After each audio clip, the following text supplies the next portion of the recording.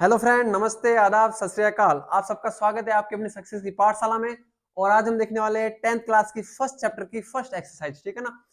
इसकी जो भी बेसिक जानकारी थी, मैंने पहले एक क्लास ली थी, उसमें सारे नंबर के बारे में बता रखा था। ठीक है ना। आज हम देखेंगे एक्सरसाइज 1.1। ठीक है ना। तो पहले शुरू करते हैं प्रमेय 1.1। ठीक है। जैसे बोला जाता है यूक्लिड विभाजन प्रमेयिका। ठीक है। तो वो अपने को बोलती है दो धनात्मक पूर्णांक ए और बी दिए रहने पर ऐसी अद्वितीय पूर्ण संख्या Q और R विद्यमान है कि A बराबर क्या हो जाएगा, तो A बराबर हो जाएगा बी क्यू प्लस आर। और जो R की जो वैल्यू आएगी वो हमेशा 0 और B के बीच में आएगी, लेकिन कभी भी B नहीं होगा, 0 हो सकता है। ठीक है। अब आप सोच रहे होंगे कि सर आपने तो जो भी लिखा हुआ था बोर्ड पे वो आपने पढ़ के सुना दिया, हमें कुछ भी समझ नहीं आया। तो कोई नहीं, अपने को टेंशन करने की कोई भी जरूरत नहीं है। ठीक है। मैं आपको एक एग्जांपल लेके समझा देता हूं। अब देखो, जैसे अपने पास आ गया एक डिवीजन, बता रहा हूं आपको। डिवीजन तो सबको आता होगा ना, छोटी क्लास में पढ़ रखा है ना, भाग करना तो आता है ना। अब देखो, आप क्या कर लोगे, कोई भी एक छोटा सा नंबर ले लेते, संख्या ले लेते। तो मैंने लिया 5 ले लिया।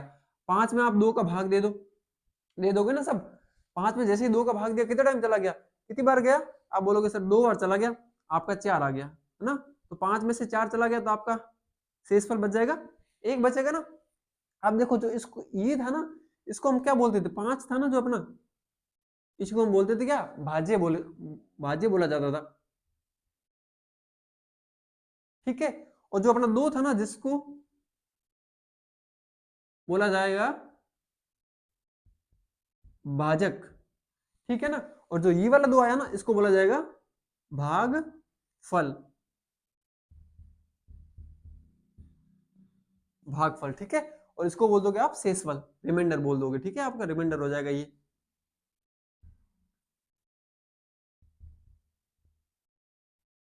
क्या हो जाएगा, ये भाजक हो जाएगा, ये भाज्य हो जाएगा, ये भागफल हो जाएगा, और ये शेषफल हो जाएगा।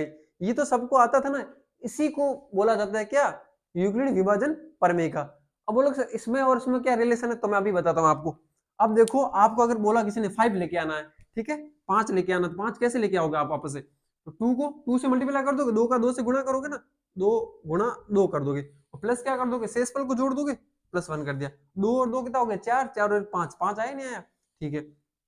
इसको मैंने नाम दे दिया क्या, इसी में इसको नाम दे दिया ए, और इसको नाम दे दिया क्या, इसको नाम दे दिया बी, और ये आपका हो गया क्यू, और ये आपका हो गया आर। बस सिंपल सी बात है, इस तरीके से आपको करना है। तो आप किस तरीके से इसमें और लिख सकते हो, आप डिटेल से थोड़ा देखो। तो क्या कर दोगे आप,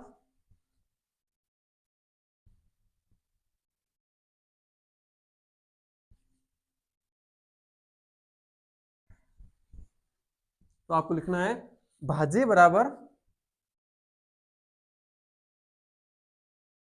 भाज्य होगा ना, वो किसके बराबर हो गया, तो वो आपके किसके हुआ, भाजक का गुणा किया, किससे भाजक का गुणा किया, तो भागफल से कर दिया था, भागफल से गुणा कर दिया, और उसमें हमने क्या जोड़ दिया, उसमें जोड़ दिया शेषफल, जोड़ दिया शेषफल जोड़ दिया। और ये आपकी यूक्लिड विभाजन प्रमेयिका है। ठीक है ना। इस तरीके से करना है। इसको बस इसमें ए बोल दिया, इसको बी बोल दिया, इसको क्यू बोल दिया, और इसको आर बोल दिया। ठीक है ना। अब ये बोल रहा आर की जो वैल्यू है ना, हमेशा 0 से तो क्या होगी, ग्रेटर देन होगी या फिर 0 होगी, और बी से क्या होगी, लेस देन होगी, मतलब कम होगी, कभी भी बी नहीं हो सकती। ठीक है। ठीक है ना, ये हमेशा याद रखना। ठीक है। क्योंकि अगर ये हो गया तो उसका डिवीजन चला जाएगा। जैसे मानो कि भाई हमने 5 में दे दिया, 2 का दिया, ठीक है, तो यहाँ पर 2 आया था, यहाँ पे 4 आ गया, और यहाँ पर आर क्या है, 1 आया ना, रिमाइंडर 1 आ गया था, मतलब शेषफल क्या आ गया, 1 आ गया बस। अगर इससे ज्यादा हो जाती, ठीक है ना, ज्यादा होती तो वापस से डिवीजन हो जाएगा। तो हम करते रहेंगे डिवीजन, ठीक है ना, खत्म नहीं हो पाएगा।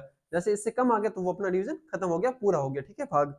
इस तरीके से हमने ये देख ली इसकी परमेट। अब देखते हैं एक्सरसाइज 1.1, मतलब परसों वाली 1.1 को देखने वाले। इसमें अपने को बोला गया निम्नलिखित संख्याओं का एचसीएफ ज्ञात करने के लिए यूक्लिड विभाजन एल्गोरिथम का प्रयोग कीजिए। अपने को एचसीएफ निकालना है। ठीक है ना। हम जो पहले निकालते हैं ना, पहले क्लास हमने निकाल रखा ना, 9th में 8th में हमने एचसीएफ निकाला था, लेकिन अब की बार किससे निकालना है, तो यूक्लिड विभाजन के का प्रयोग करके हमने को निकालना है। ठीक है ना। तो आप सिंपल सा क्या कर दोगे, इन दोनों में से देख लो कौन सा नंबर छोटा है, कौन सी संख्या छोटी ये है ना, तो आपको सिंपल सा डिवीजन करना है, भाग देना है आपको, और कुछ भी नहीं करना। ठीक है। आप कर दोगे 225 में 135 का भाग दे दो तो कितनी बार चला जाएगा, एक बार जाएगा। ठीक है, एक बार गया तो कितना आ गया, 135 आ गया, माइनस कर दो, ये तो 0 का 0 और 12 में से 3 चला गया तो क्या आ गया 9, 9 का 9 लिख लिया। ठीक है, वापस से क्या करोगे, वापस से इसको यहाँ रख लोगे, 135 को यहाँ पे रख लोगे, अब दो, तब कितनी बार जाएगा, वापस से 1 टाइम जाएगा, 1 टाइम जाएगा तो क्या आ जाएगा 90 आ जाएगा, माइनस 90 आ गया ना। अब माइनस करो वापस से तो ये 5 का 5 चला गया और ये आ गया 4। ठीक है, अब वापस से 90 को यहाँ पे रखो,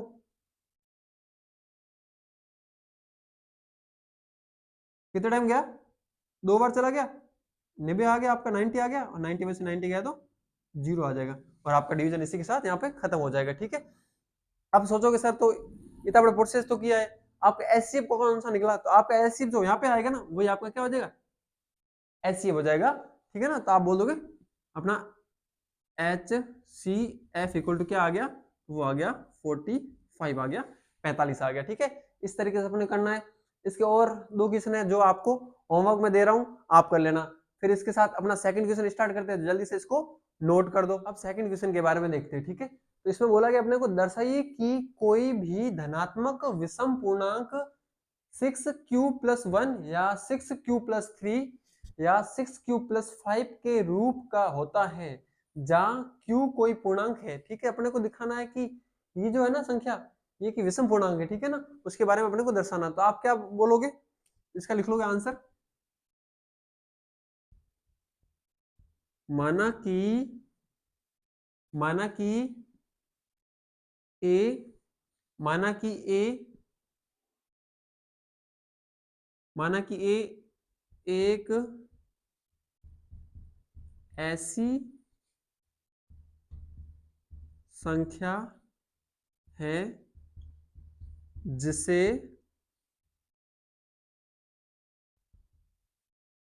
हम क्या था 6q+1, 6q+3 या 6q+5 के रूप में लिख सकते हैं। अब देखो हो गया, तो यहाँ पे आपका देखो जो बी था ना, आपको ये तो पता था क्योंकि ए इक्वल टू क्या होता था, ए इक्वल टू होता था BQ+R होता था, ये तो सबको पता है ना। तो यहाँ से आपको क्या पता चल गया, यहाँ से आप बोल सकते हो कि सर हमारा जो बी होगा ना, वो बी क्या हो जाएगा आपका, बी आपका हो जाएगा 6 हो जाएगा ना, बी हो गया 6, बी 6 हो। इसका मीन्स आपको क्या समझ आ गया कि जो आर होगा वो हमेशा क्या होगा, लेस देन किसके होगा, लेस देन इक्वल टू 6 होगा। मतलब 6 से तो क्या होना चाहिए, हमेशा कम ही होना चाहिए, ज्यादा तो नहीं हो सकता ना।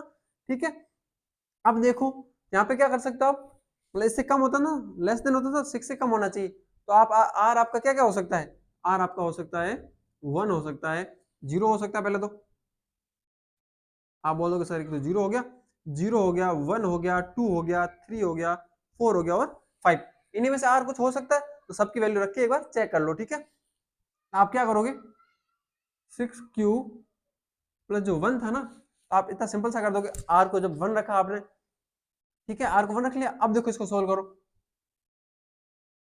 बी की वैल्यू अपने पास पड़ी है, आर को 1 रखो इसमें। जैसे आप आर को क्या रख लोगे, 1 रख लोगे ना, तो आपके सामने क्या आ जाएगा, ए इक्वल टू, पहले सबसे पहले सॉरी 0 रखो, आर को जैसे ही 0 रखोगे आप, ए आपके पास क्या आ जाएगा, ए इक्वल टू आपके पास आ गया ए इक्वल टू 6q। ठीक है, ये आया, ये कैसा नंबर है, ये आपका हो गया इवन नंबर। अब देखो q की वैल्यू कुछ भी रखो, q आपको क्या बोला गया था, q एक क्या है आपके पास, पूर्णांक संख्या है। q क्या है, पूर्णांक संख्या, मतलब क्या आ जाएगी 1 2 3 4, कुछ भी रखोगे। तो आपने रखा 6 × 1 रखा तो क्या है 6 आया, 6 × 2 रखा तो भी क्या आया 12, मतलब क्या आ रहा है, इवन नंबर आ रहा है, ओड नंबर आ रहा है, सम संख्या आ रही है ना, तो लिख लोगे ये तो आएगी अपने पास सम संख्या आ जाएगी। ठीक है, अब देखो जैसे और सारे मान रख लो, a बराबर 6q+1 रख लो, a बराबर 6q+2 रख लो, a बराबर 6q+3 रख लो, ए बराबर 6 क्यूब + 4 रख लो और ए बराबर 6 क्यूब + 5 रख लो, सारे मान रख लो। जैसे 1 रख लिया तो ये आ गया अपने पास 6 क्यूब + 1 आएगा, ये 6 क्यूब + 2 आ जाएगा, +3 आ जाएगा। तो ये आपका क्या हो गया, ये हो गया विषम संख्या, यहाँ आ जाएगी विषम विषम संख्या लिख लोगे।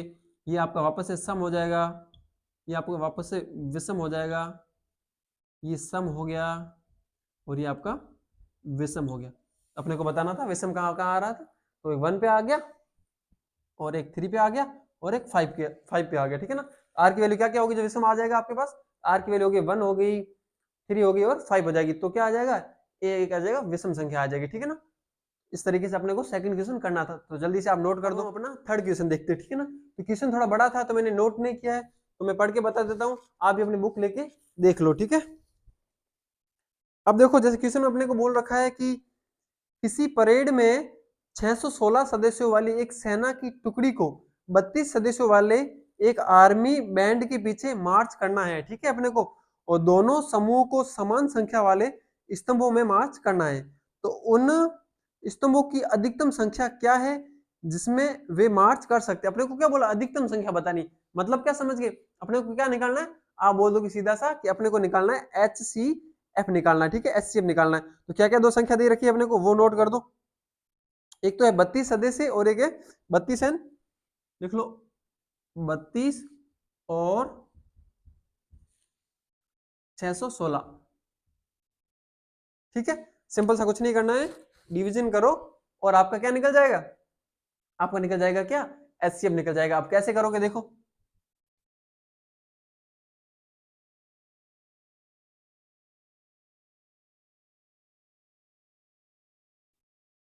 जल्दी से डिवाइड करो 32 का, 32 के टेबल में 32 के पारे में 61 कितने टाइम आएगा, तो 1 टाइम आएगा, क्या आ जाएगा 32 आ गया अपना, माइनस कर दो, 11 में से 2 चला गया तो 9 और ये बच गया 2, ठीक है 29। अब देखो 29 तो आएगा नहीं, तो 6 लिख लोगे यहाँ पे। अब देखो 32 है ना, 32 की टेबल में 296 कितने टाइम आ जाएगा देखो, जल्दी से कर लो। तो ये अपना हो गया 32 की टेबल में 296, तो ये अपना 9 टाइम आ रहा है, 9 टाइम कितना आ रहा है, 9 टाइम अपना आ जाएगा, मैंने कर रखा है पहले से, तो 288 टाइम आ जाएगा, ठीक है। इसका माइनस कर दो जल्दी से, ये हो गया 8 0 का 0 आ गया और ये भी 0 का 0 आ जाएगा, ठीक है, सिंपल सा। अब इसको वापस से 32 को यहाँ पे लिख लो, 32 की टेब 8 की टेबल में 32 कितने टाइम आता है, तो आप बोल दो कि 4 टाइम आता है, 32 आ गया, माइनस किया तो ये आ गया 0 और सिंपल सा हो गया। अब मैंने बता रखा था HCF किसे बोलते थे, तो आप बोल दो कि सर HCF आपका होता था ये वाली जो संख्या होती थी ना, इसी को क्या बोलते थे, HCF। तो इसका HCF क्या आ जाएगा, तो आप लिख लोगे HCF बराबर 8 आ जाएगा आपका आंसर, ठीक है। ये आपका आंसर हो गया सिंपल तरीके से, कुछ भी अपने को ज्यादा सोचने का नहीं है, ठीक है। जल्दी से नोट कर दो ये, फिर हम अपना फोर्थ क्वेश्चन कर लेते हैं। अब हम अपना फोर्थ क्वेश्चन देखते हैं, ठीक है ना। तो फिर क्वेश्चन को रीड करो, क्या बोला गया अपने को, यूक्लिड विभाजन परमिका का प्रयोग करके दर्शाइए कि किसी धनात्मक पूर्णांक का वर्ग किसी पूर्णांक m के लिए 3m या 3m+1 के रूप का है। मतलब ये क्वेश्चन कैसा हो गया, तो सेकंड क्वेश्चन किया था ना वही का वही है, ठीक है ना, बस स्क्वायर इसमें आपको एक्स्ट्रा करना है और कुछ नहीं। तो जल्दी से करते हैं क्वेश्चन को। तो पहले क्या लिख लोगे आप कि माना a वो संख्या है जिसे आप लिख लोगे, माना a वो संख्या है जिसे जिसे 3m या 3m+1 के रूप में लिखा जाता है, ठीक है। ये लाइन तो आपको हर बार फिक्स रखनी है, रट लो, ठीक है ना। अब देखो आपको पता था चूंकि a इक्वल टू क्या होता था, BQ+R, सबको पता है ना। और आपको देखो यहां से आपको पता चल गया b क्या है, आपका b हो गया 3 हो गया। जैसे b पता चला उससे आप ये बता सकते हो कि जो आपका जो r आएगा वो क्या क्या हो सकता है, 3 से तो कम होना चाहिए ना, तो क्या होगा 0 हो गया, 1 हो गया और 2 होगा, ये 3 होगा। तो बस सिंपल सा है, क्या करोगे a इक्वल टू, आप बोल दोगे यहाँ पे एक तो 3q plus 0, a equal to 3q plus 1 और a इक्वल टू 3q प्लस 2। सिंपल सा है ना। अब देखो 3q का तो 3q आ गया। अब स्क्वायर करना था, अपने को बोला गया था, तो स्क्वायर कर दो यहाँ पे, तो इसका भी स्क्वायर हो जाएगा, स्क्वायर किया तो इसका भी स्क्वायर हो गया, और इसका भी स्क्वायर किया तो इधर भी स्क्वायर हो गया। इसका स्क्वायर क्या होगा, तो ये होगा 9q स्क्वायर आ गया। इसका क्या आ जाएगा, तो 3 का क्या, तो 9 स्क्वायर प्लस में आ जाएगा 3 का 2 से मल्टीप्लाई करोगे तो 6 क्यूब प्लस का 1 आ गया। जब इसकी बात करें तो इसका क्या आ जाएगा, 3 का 9q स्क्वायर आ गया प्लस 2 और कितना हो गया 2 और 6 कितना हो गया 6 हो गया, 6 का 2 से करोगे तो 12 आ जाएगा, तो 12q प्लस 4 आ जाएगा। ठीक है, इस तरीके से आ जाएगा। अपने को क्या लिखना है, इसको मैं लिख सकता हूँ ना 3 मल्टीप्लाई 3q स्क्वायर, दिक्कत तो नहीं है ना किसी को। और इसको पूरे को क्या मान लोगे, इस पूरे को m लिख लोगे आप, ये हो गया 3m। ठीक है, ये पूरा आपका क्या हो गया, इस पूरे को हमने क्या मान लिया, इस पूरे को मान लिया m, तो ये आ गया 3m की फॉर्म में आ गया। ठीक है, अब देखो दूसरा बात इसकी करें, इसमें से कुछ कॉमन ले लो पहले, दोनों में से कॉमन क्या 3 आ सकता है ना, तो 3 आपने कॉमन ले लिया, तो अंदर क्या बच गया, एक तो 3q square plus 2q plus 1 बच गया। ठीक है, और इस पूरे को मान लोगे, इस पूरे को भी क्या मान लोगे 1, सॉरी इसमें से कॉमन कहाँ आएगा, तो 1 तो बाहर रह जाएगा ना, तो ये 1 आपका बाहर रह गया। ठीक है, तो इस पूरे को आप कैसे लिख सकते हो 3m प्लस 1, ये आपका क्या बन जाएगा, इसको m मान लोगे। अब नेक्स्ट स्टेप इसमें देखो, इसमें क्या क्या कॉमन आ रहा है, तो कॉमन ले सकते हो आप, वापस से 3 कॉमन लो, जैसे 3 कॉमन लिया तो यहाँ पर तो आ गया आपका 3q स्क्वायर प्लस 3 चला गया तो 4q आ गया प्लस का 4 आ गया। ठीक है, सॉरी 4 का यहाँ पे कर दो 1 लिख लो, 1 कॉमन ले लो क्योंकि 3 लिया ना, ये 3 हो जाएगा, 1 बच जाएगा ना अपना, तो 1 यहाँ पे लिख लो, लिख लिया 1 नहीं बचा ना भाई, 3 कॉमन ले लिया तो ये तो हो गया 3, 1 बच गया था, आपने 1 यहाँ पे लिख लिया, नो डाउट। ठीक है, अब इसको करो, कैसे कर दोगे, तो इस पूरे को क्या मान लोगे आप, इस पूरे को m मान लोगे अपना। ठीक है ना, जल्दी से m मान, इसको m मान लिया तो क्या हो गया 3m प्लस 1 आ गया, इसकी फॉर्म आ गई। अब देखो कोई दिक्कत नहीं ना, ये हो गया 12 हो जाएगा और ये 3 हो जाएगा, 3 प्लस 1 करोगे तो ये भी हो जाएगा, और इसमें बात करें तो ये भी हो गया सोल्व। ठीक है, इस तरीके से अपने को मानना है और क्वेश्चन को सोल्व करना है। ठीक है, ये आपका आंसर आ गया। अब देखो जो 5th क्वेश्चन है वो भी इसी टाइप का क्वेश्चन है। ठीक है, तो वो क्वेश्चन आपको होमवर्क दे रहा हूँ, आप कर लेना। और इसी के साथ हमने चैप्टर की जो फर्स्ट एक्सरसाइज थी वो हमने पूरी कर दी। ठीक है ना, तो वीडियो पसंद आता है और आपको अगर मैथ सही से समझ आ रही है और कुछ भी डाउट हो रहा है तो मेरे को कमेंट में कमेंट करके बता सकते हो। ठीक है ना, और वीडियो को अधिक से अधिक शेयर करो और वीडियो को लाइक भी कर देना। ठीक है, धन्यवाद।